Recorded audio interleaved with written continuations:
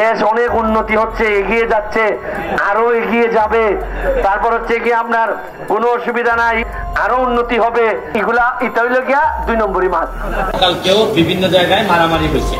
বর্তমান কোটা নিয়ে দেশের পরিস্থিতি খুবই জঘন্য একটা অবস্থা। সেখানে বাংলাদেশের আইডল যাদেরকে বলা, যারা নাকি মানবতার ফেরিওয়ালা, ফাটাকেষ্ট বাংলার, যারা বেশের সুমনকেও ইঙ্গিত করে এবং যারা ফারাজ করিম রয়েছে এবং আরো অনেকে রয়েছে, তাদের এখন মুখ বন্ধ। সদিবাস তারপরে যখন মুখ বন্ধ হওয়ার পর যখন মানুষ আন্দোলন শুরু করলেন, তখন ব্যারিস্টার সুমন একটা বক্তব্য দিলেন এবং নেটিজনরা বলতেছে এই বক্তব্যের মধ্যে বোঝা যাচ্ছে ব্যারিস্টার সুমন পা চাটতেছেন। উচ্চ পদস্থ কর্মকর্তা যারা রয়েছেন এবং যারা নেতা রয়েছেন তাদের পা চাটার মতো বক্তব্য দিলেন, এটা বলতেছেন নেটিজনরা।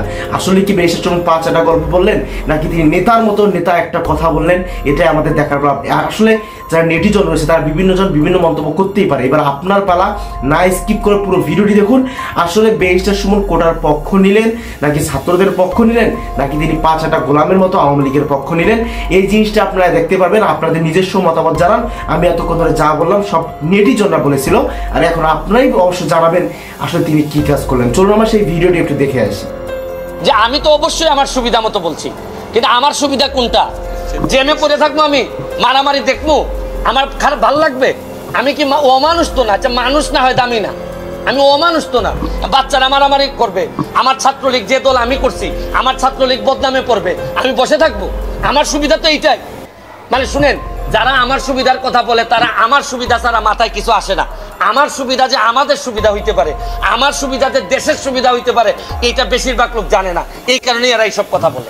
আন্দোলন যখন প্রথম হয়েছে, যৌক্তিক সংস্কারের বিষয়ে আমরা নানা কথা শুনছি এদের, এবং যথেষ্ট পরিমাণ সরকারও কিন্তু ব্যারিস্টার সুমনের এই বক্তব্যগুলো আপনার কি মনে হচ্ছে? তিনি আসলেই ছাত্রদের পক্ষ নিচ্ছেন? আসলে আন্দোলনকারী যারা রয়েছে তারা কেন এরকম করতেছেন? লক্ষ লক্ষ স্টুডেন্ট বাংলাদেশের মধ্যে ইউনিভার্সিটিতে পড়তেছে শুধুমাত্র সরকারি চাকরির জন্য, একটা ভালো প্রতিষ্ঠিত হওয়ার জন্য, একটা জবের জন্য। শোনার চেষ্টা করছেন, এবং এটা জানেন আপনি, সরকার থেকে এই অ্যাটর্নি জেনারেলের মাধ্যমে কিন্তু ওই অ্যাপিলেট ডিভিশনে নিয়ে আসা হয়েছে যাতে এটা একটা যৌক্তিক সমাধান করা যায়। কিন্তু যখন থেকে আপনি খেয়াল করে দেখেন যে এই স্বাধীন দেশে আপনি রাজাকার স্লোগান দিবেন, এইটা কিন্তু মুক্তিযুদ্ধের প্রজন্ম বা আমরা যারা স্বাধীনতার সপক্ষের শক্তি, আমাদের পক্ষে মেনে নেওয়া খুবই কঠিন। এই সময় মনে হয়েছে যে এই যে প্রক্রিয়াটা শুরু হয়েছে, এবং আপনি দেখবেন যে বিভিন্ন জায়গায় এই যে জামাত চক্র, যেটা জামাত শিবির, তারা কিন্তু বসেই থাকে যে কোনো একটা এই আন্দোলনকে কিভাবে তারা ব্যক্তিগত বেনিফিট নেওয়া যায়। আমার কাছে মনে হয়েছে এরা তো সাধারণ ছাত্র, এরা তো এত বুঝে না।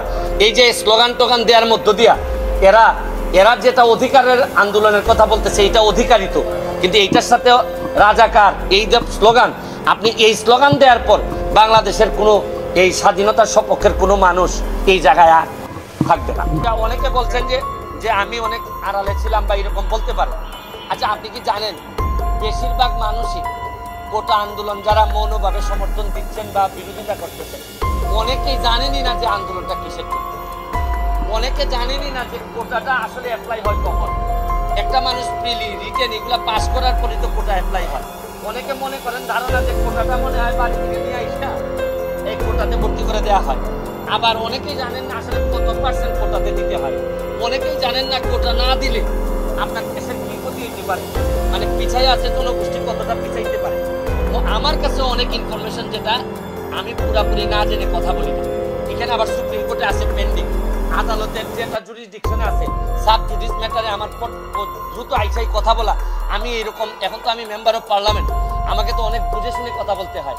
আদালতের সাব জুডিস ম্যাটারে আমি ফেসবুকে 3-4জন বললো যে মানবতাবাদী ব্যারিস্টার সুমন এখন কোথায়, এই কথা বললেই আমি লাফাইয়া পড়বো, এইরকম ব্যারিস্টার তো আর আমি না।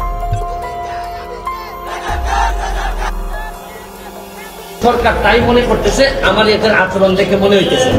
তা আমার কথা হচ্ছে যে আন্দোলনটা ছিল একটা যৌক্তিক কোটা, এই যে যৌক্তিক সমাধানের জন্য সংস্কার, এই সমাধান থেকে এখন চলে যাচ্ছে পুরা দেশ বা এই সরকার বিরোধী আন্দোলনে, বা কে রাজাকার কে এইসব আন্দোলনে চলে গেছে। আমি যেটা বলতে চাই, এইখানে আরেকটি পক্ষ যুক্ত হয়েছে। এটা হচ্ছে গিয়ে যে এই কোটা সংস্কারের বিষয়টি আদালতের এখতিয়ার। আপনারা জানেন যে এটা প্রধান বিচারপতির আদালতে এই জিনিসটা আছে। আপনি আদালতকে যদি না মানেন, তাইলে তো আমাদের আরেকটা কনস্টিটিউশনাল একটা ক্রাইসিস আমরা পড়ে যাব। আমার বক্তব্য হচ্ছে পরিষ্কার, যারা আজকে যারা মুখোমুখি হচ্ছেন তাদের প্রতি আমার একটা দাবি, কারণ বেশ কিছুদিন ধরে সাধারণ মানুষের অনেক কষ্ট হচ্ছে। আমি বলছি না যে আপনাদের দাবিও যৌক্তিক, আমি বলতে চাচ্ছি যে আপনাদের এই দাবি আদায়ের যে প্রক্রিয়াটাকে আদালত পর্যন্ত একটু অপেক্ষা করা যায় কিনা। আদালত আগামী 1 মাসের মধ্যে এটা সমাধান দিবেন বলছেন। আমার একটা বক্তব্য হচ্ছে যে আপনারা আন্দোলন করতে পারবেন, আপনারা তো আজকে না করলে কালকে করতে পারবেন, এইরকম কোনো কথা আপনাদের কোথাও ছিল না। আপনারা আদালতটা দেখেন, মাননীয় প্রধানমন্ত্রী নিজেই কিন্তু কোটা বাতিল করে উনি কিন্তু এই আপনারা জানেন গেজেট প্রকাশ করেছেন, এটা কিন্তু উনিই করেছেন এবং আমার বিশ্বাস উনি আবার একটা যৌক্তিক সমাধান উনি দিতে পারবেন। কারণ হচ্ছে গিয়ে আপনারা কোটার কথা বলে সরকার যদি ফেলে দিতে চান তাহলে তো আমাকেও ফেলে দিবেন, আমি এমপি হিসাবে তো আমিও করে যাব, তাতে আমার দুঃখ নাই। যদি আপনারা ভালো কারণে আমাদেরকে ফেলে দেন অসুবিধা নাই, কিন্তু যদি এখন যুদ্ধাপরাধী এরা যদি এসে আমাদেরকে ফেলে দিতে চায় তাহলে তো আর ফেলে দেওয়ার সাথে সাথে এই যে রক্তাক্ত একটা অবস্থার মুখোমুখি যদি হইতে হয় তাহলে দেশের জন্য কোনোভাবে এটা সুখকর হবে না।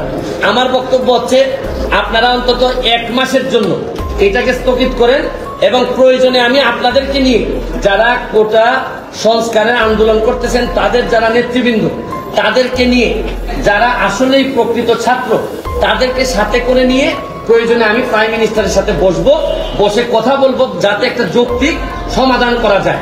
কারণ হচ্ছে গিয়ে আন্দোলন করে মারামারি করে এবং আরো একটা জিনিস দেখেন, আমি ছাত্রলীগের সাবেক নেতা ছিলাম, কর্মী ছিলাম।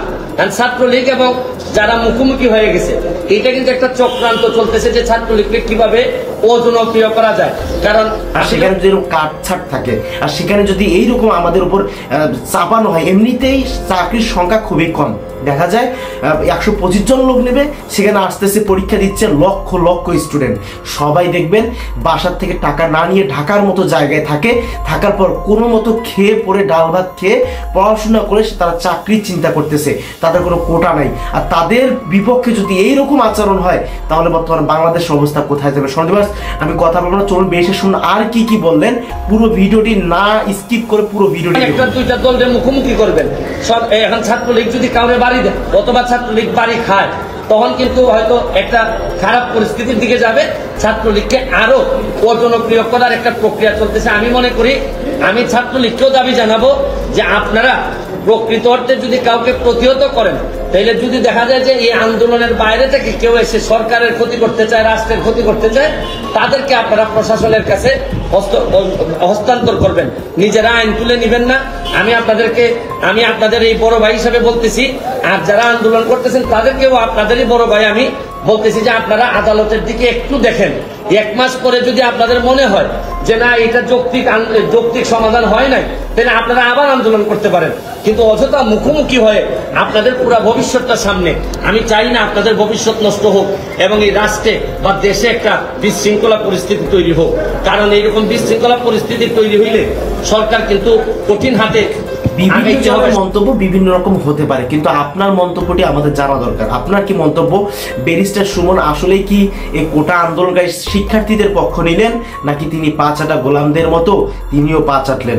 আপনাদের মন্তব্য অবশ্যই জানাবেন। এবং বর্তমান ছাত্রদের আমি দেখলাম যে বাংলাদেশের মধ্যে ইউনিভার্সিটিতে পড়া ছাত্রদের উপর হামলা করতেছে তারা, এবং যারা আসলে হামলাকারী রয়েছে, আওয়ামী লীগের যারা হামলাকারী রয়েছে, আসলে তারা কি কোটা, তাদের কি কোটা রয়েছে? সবারই কোটা নেই, তাদের কি লাগতেছে না?